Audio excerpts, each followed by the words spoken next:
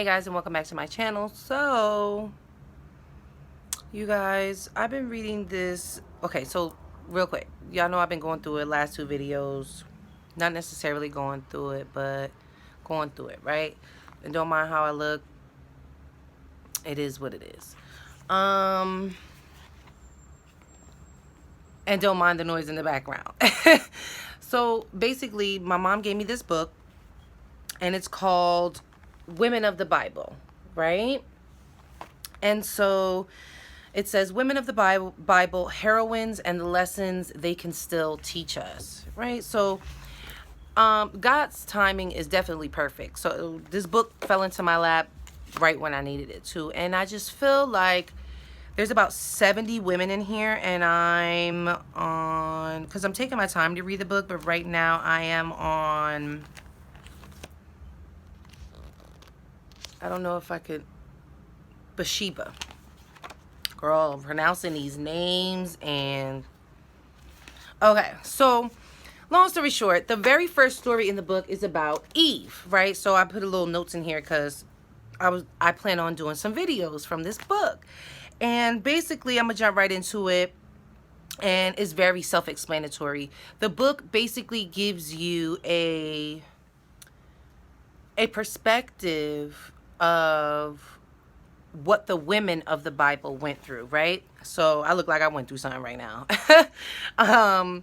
So the book basically gives you the perspective of the women in the Bible and what they went through and what they may have experienced. And don't mind the mess on my bed and in my room, y'all, because it is what it is.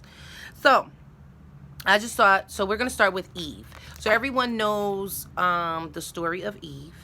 They know that, you know, the Adam and Eve story, right? So what I'm going to do for you guys is in the description box below, I'm going to drop the verse of the story, the actual excerpt from the Bible, so you guys can check it out if you've never heard of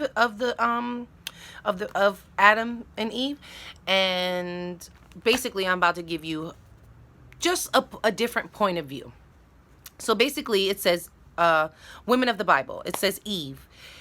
And side note, everyone's afraid to read in front of the class, so let's be nice. Let's be nice, y'all. Okay. So Eve, did she ever recover from Eden? Or did her sojourn there stay fresh in her mind until the day she died? Did the sights, sounds, and smells of paradise tantalize her memory decades after she experienced them? Or did it all fade away like a half-remembered dream? Did she talk with Adam about the garden days? Did she reminisce about the newest of creations? Did they laugh, remembering the joy and innocence of their nakedness? Did they share nostalgia from their favorite places in Eden, their favorite animals, their favorite fruits? Did her heart, or did Eve get quiet when the subject of fruit came up? Because if y'all know the story, y'all, Eve ate the apple and then gave the apple to Adam. So these are the things like they don't talk about in the Bible. They talk about her committing that, doing that act, but they don't really speak like, how did she live on after that? Because she did. She had children and all of that, right? So did her heart ache when she remembered what it was like to stroll through the garden with God in the cool of the evening? Now that must hurt, because think about it, like she actually was with God. And then now she's not because of what she did, not listening. You feel what I'm saying? So imagine, like, that's so deep to me. Like, that's really deep to me. Did her distance from him afterward leave her feeling lost and alone, even though she was with Adam? Did she struggle with the consequences of her decision every day of her life? Did she ever get used to the difficult, unfulfilling work that consumed her waking hours? Did the pains of childbirth frighten her and break her heart in equal measure? Did she torture herself with constant thoughts of if only? And I don't know about y'all, but I be doing if only. And it says if only and how could have, and how could I have? So like, is she letting her thoughts like eat her alive? Like, how could I have done that? Like, how could I have done that? Or if only I had. I'm pretty sure everybody on earth has thought those thoughts, like has done something and been like, but do you let it eat at you? Do you live your life in that one stuck moment forever? Basically. Then it says, did she tell her sons about what she had done? Did she accept responsibility for her actions? Let's go deep, y'all. Did she tell the kids? And did she take responsibility? Did she recognize that the path that had led her away from God could also take her back to him? Y'all, did she test the waters of reconciliation with a few tentative prayers? Did her heart leap when she realized that forgiveness was possible? Did her soul feel lighter after she confessed what she'd done?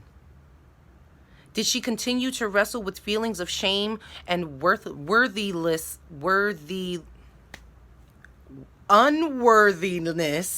Jeez, sorry, y'all. I'm sorry. In God's presence. Did her renewed relationship with him feel at all like her old one? Did she turn to him for comfort and strength when tragedy struck? Did she pour out her grief to him when her son Abel was murdered? Did she ask God to help her make sense of her feelings towards her murderous son Cain? Did she ask for protection for her wayward son?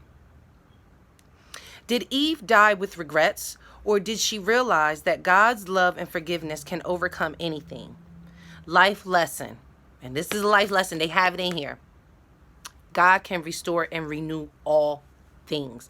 So even though Eve did what she did, it's all a part of the greater plan.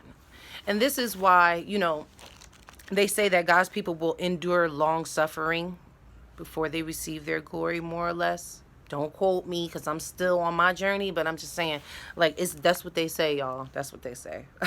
I'm like, that's what they say, y'all. I sound so ghetto. I'm sorry, y'all, but I'm being so real because I'm not afraid to say what I don't know. And you shouldn't be either, because if you don't know and you don't open your mouth, you'll never know. And here's a little side note, food for thought too, just because, these are just questions. This to start the book off, it's really good because it's a lot of questions. It's like, it make you think like, damn, did she really think all, like, like what happened to her? You don't know. But we can say she lived. We can say she had sons. Did she tell her sons about what she did? How did she deal with what happened? In essence, do you kind of think, I want to know in the comments. Let's engage, y'all. I want to know, do y'all think maybe her son that killed her other son, maybe you think that happened because of what she did? That's deep, y'all. Leave in the comments below what you think. Me, what I think that maybe. I'm not going to say yes, I'm not going to say no because I don't know. But I'm going to say maybe. And then it says, one of a kind. So peep this though. According to Genesis chapter 2, verses 21 through 22, because I got to remember the 2, the semicolon, that's the chapter. I got to remember, y'all. Okay. Eve is unique among biblical characters besides Adam, who was created by God. Every person born after Eve was born of a woman. Only Eve was born, so to speak, of a man. Because didn't God take the rib of a man and created? That's deep too. That's like, okay, wow. Like, where do we go from there? Like, what? Like, that's just like one of those things. Like, and then it's like, where do we go from there? Y'all, I don't know. Leave in the comments below. Where do you go from there after a statement like that? Like, what does that bring? What enlightenment does that bring you? The fact that she was actually born of a man, and every person, not every man, but every person and woman after her was born of a woman. How much, what I get from that, y'all? I get how much responsibility God has given to us. The task that we were given. It's a great one. You know? Y'all, I love this book. I'm going to read another excerpt for y'all in the next video. So yeah, y'all, if y'all like what y'all saw, make sure to hit the thumbs up. If you're new, welcome, welcome, welcome, welcome. Make sure to hit the subscribe button if you enjoyed this video. There will be more to come. And if you are an A1 Day One, y'all already know. Thank you for staying along the journey with me. I love you guys so much and I appreciate you. The next woman we're going to be talking about, I'm doing a video, mommy. Okay, but don't jump on my bed. Okay. The next woman I'm gonna be, I love you. The next woman that we'll be discussing in the next video is Job's wife. Now I don't know if y'all know the story of Job, but if y'all want to get a head start, the story of Job is Job chapter 2-8 through 10. That's what it has in the book here, but I'm pretty sure it's lengthier than that. And we gonna talk about it, y'all. Don't I'm gonna come up here looking better, y'all. I just got off of work. I had on a scully with my hair like this and it was flipped and stop. It's all types of weather going on in Jersey. So nonetheless, but we're not gonna let this stop us from doing what we gotta do, right? And plus I missed y'all.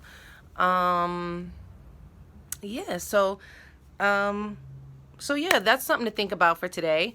And I love you guys so much. Probably I might do another video tomorrow. You know, we could talk about God all day. Why not?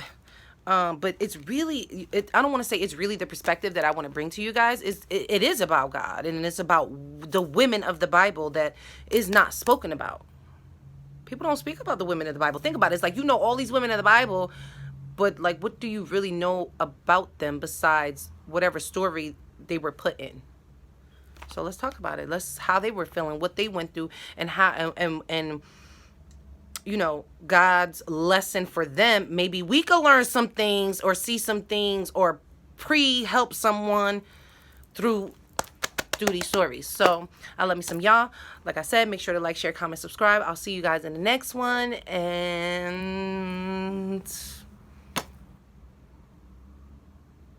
I was gonna say till tomorrow, but I don't know. Till next time. Bye.